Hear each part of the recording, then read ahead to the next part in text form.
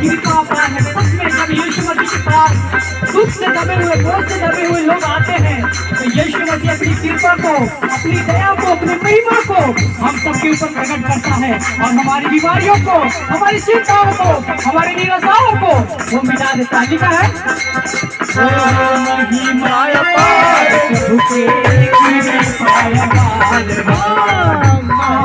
शरण में देखा खुलदार बार बार, शरण में देखा खुलदार बार। महिमा अपार प्रभु के कृपा अपार बार, शरण में देखा खुलदार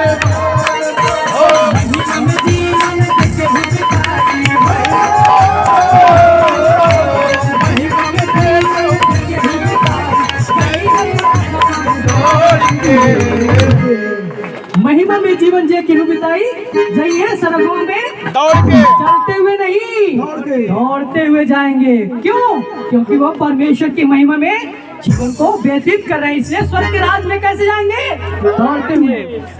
लिखा है महिमा में जीवन